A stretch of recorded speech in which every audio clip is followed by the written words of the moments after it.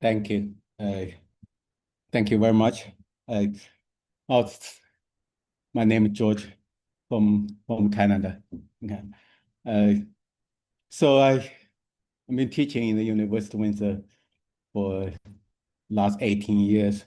But you can see from my face, I was not born in Canada. I born in China.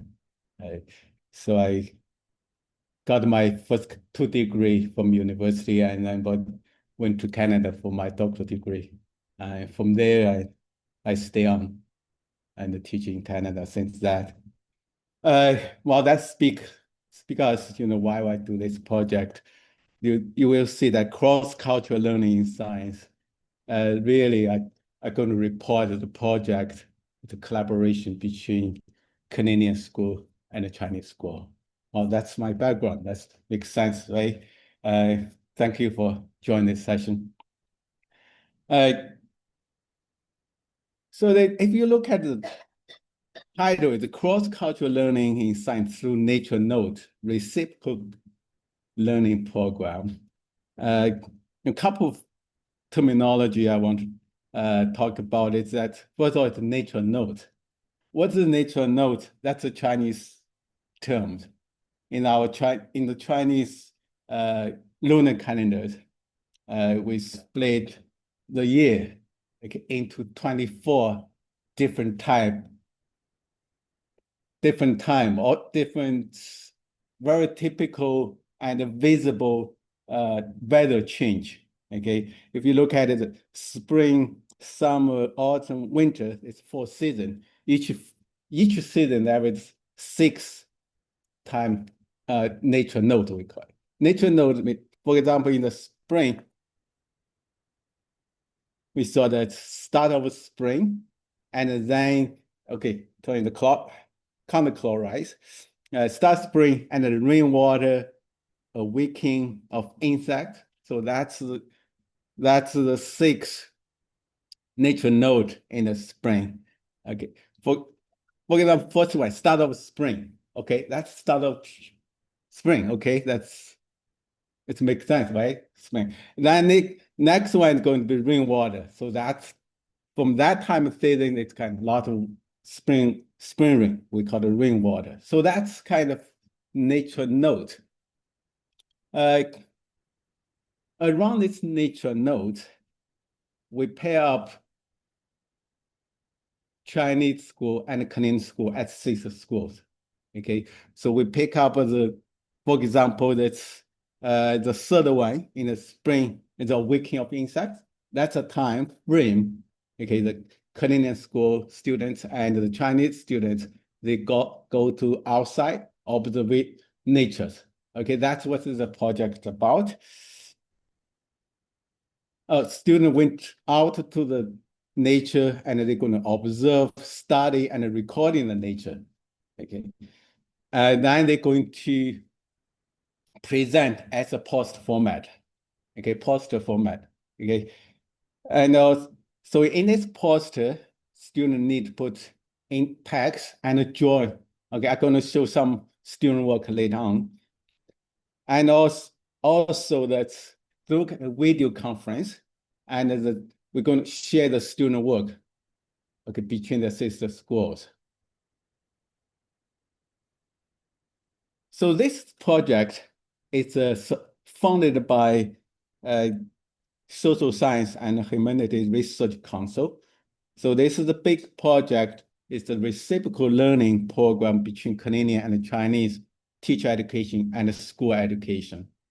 Okay, so what I'm going to report is just part of about school education part. So it's reciprocal learning. You mean that we learn from each other instead of just one learn from other. So this project is not really designed compare the students' academic record. It's not comparing that way. We really want to see through this project, through this interaction, and see how the student and teachers and the students learn from this kind of exchange program, not physical exchange. Okay. So that Participation include, as I said, we have two sister schools. In the Chinese school, it's a middle school affiliated with a university in China. So this middle school means it's from grade 7 to grade 10 in China. And the Canadian school is kind of public elementary school. But in Canada, the elementary school is from grade 1 to grade 8. Okay, it's not in other place, like elementary school is ended at grade 6. There ended at grade 8. Just give you more information about project. Here it's an online sharing. This is from the Canadian side. Okay, if you see the left side, that was me. I'm monitoring that exchange. So if you say the little computer screen, that's the Chinese side. Okay, so that's after the one project is done and the one student work is done, and the students we share the student work. Okay, and that again, that's another project sharing. Again, that's from Canadian side. This is the Chinese side. Okay, so they can listen to the Canadian student presentation. This is the Chinese student present her work. Again, that is the Chinese side. They're listening, they watch the Canadian presentation. This is a Canadian student present. Okay, this girl presents her project about the butterfly. Okay.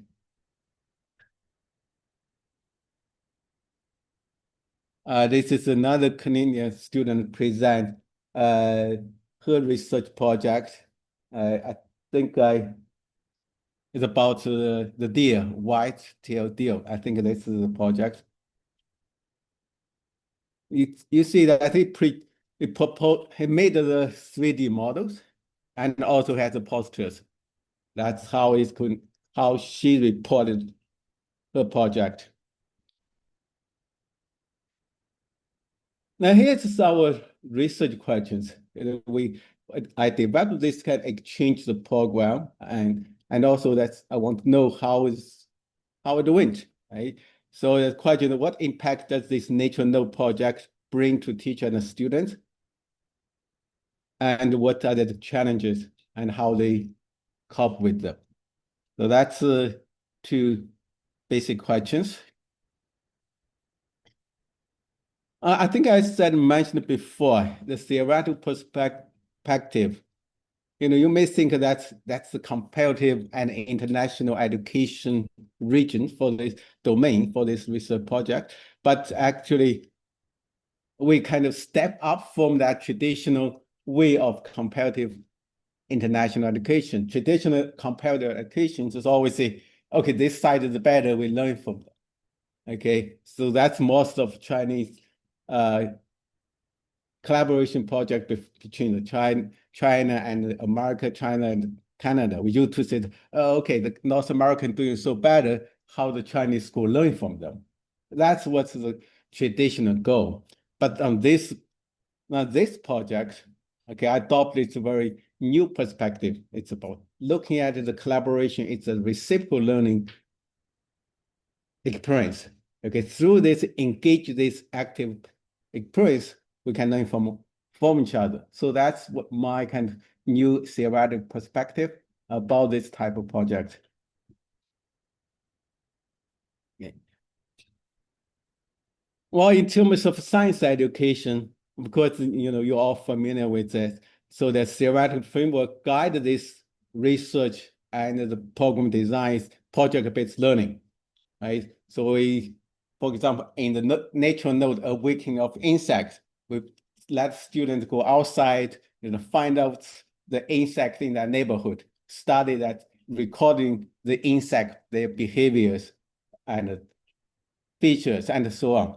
So that's kind of project it's a project-based learning ideas and also informal learning as well, right? It's happened, kind of a lot of things happen after school. It's on student on their own learning or group learning, individual learning, and also community-based learning. That concept is always also guide my research design, and also education in environment, right? When we talk about environmental education, we talk about education of environment, right? In environment and for environment.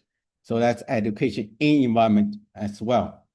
That's the kind of four theoretical framework which guided my project design.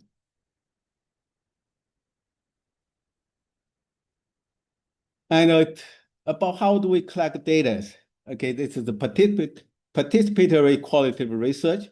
And then, so my team, mostly just my graduate students.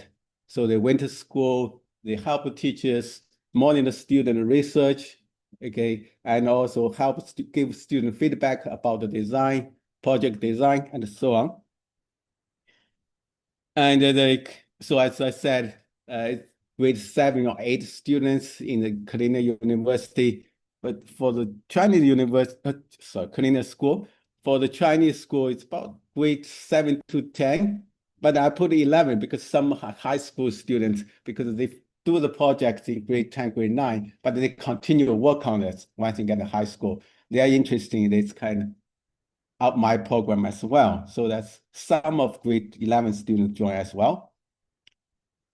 Data collection goes through about 3 years. So we collect data at every stage, every time we meeting each other, we collect meeting notes, and we collect student product, and also the teacher have notes as well. So that's kind of documentary data. And also I interview students and the teachers, okay, along the process. Here is some student work. So this is a Chinese student work.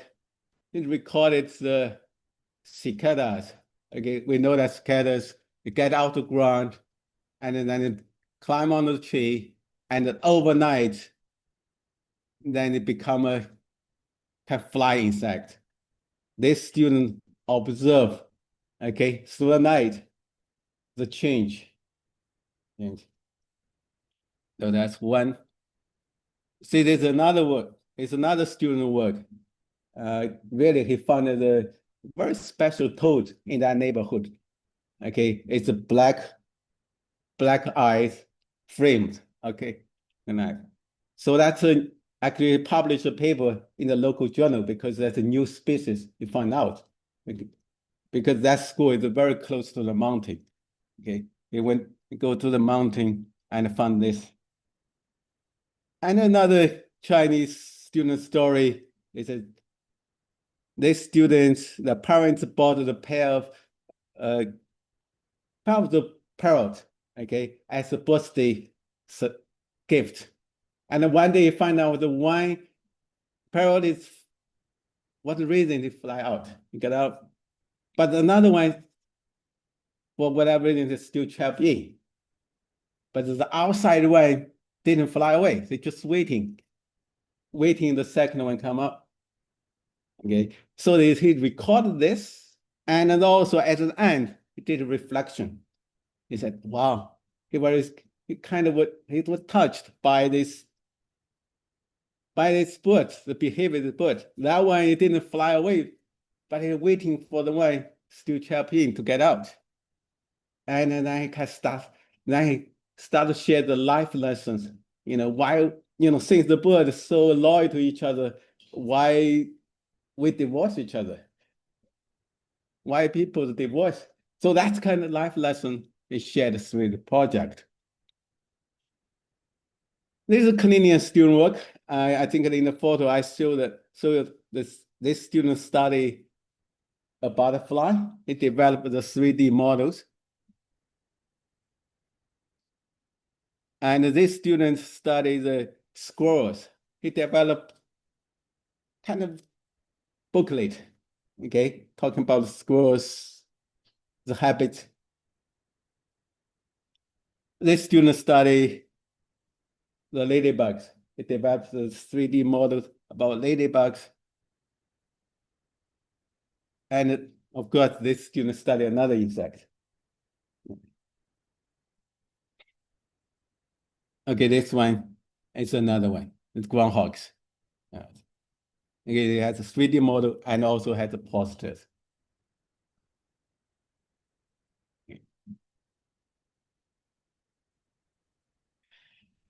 So now we get into this, what we learn.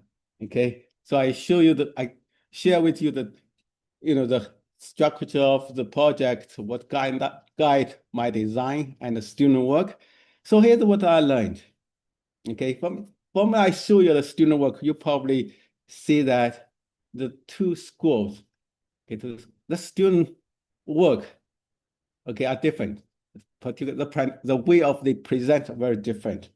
Okay, Chinese students is really because the teacher has a very strict requirement. Okay, you have to present your findings in the A4 letters. You need drawing, you need text.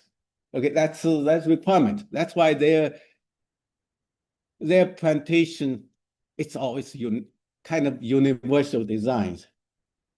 And the Canadian students, they present with much freedom. Okay, they develop booklets, they develop 3D models.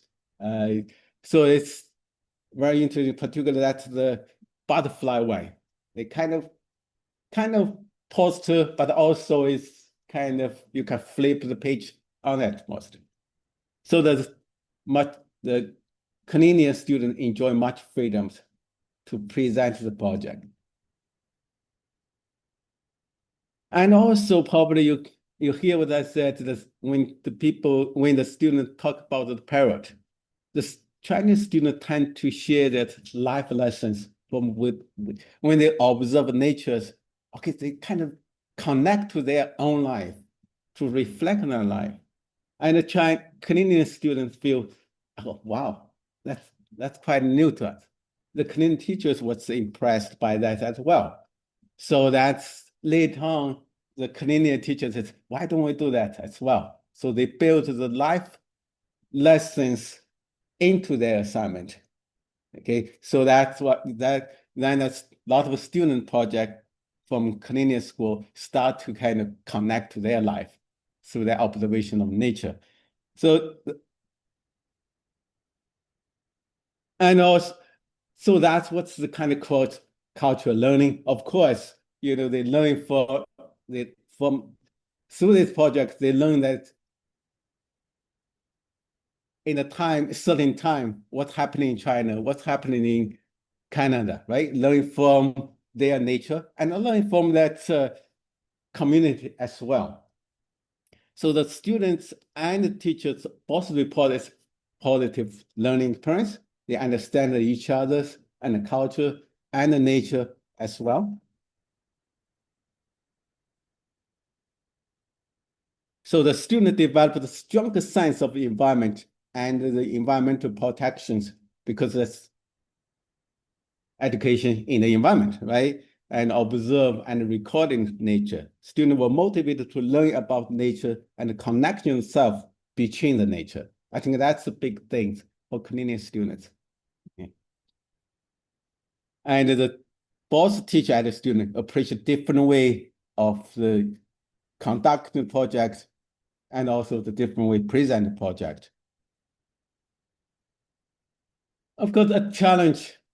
Of course, the challenge time difference. We have to, we have 12 hours difference, right? For this type of virtual sharing.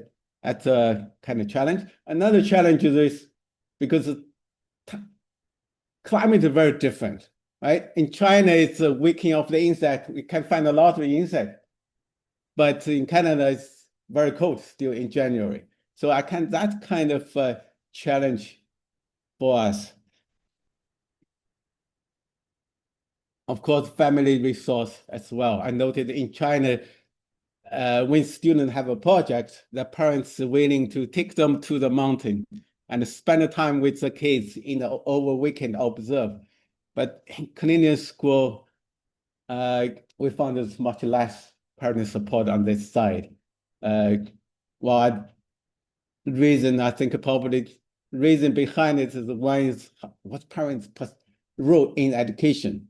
That's another one. Another one is the finance issues because the Canadian schools are located in the kind of urban city, and usually their family income is not very high.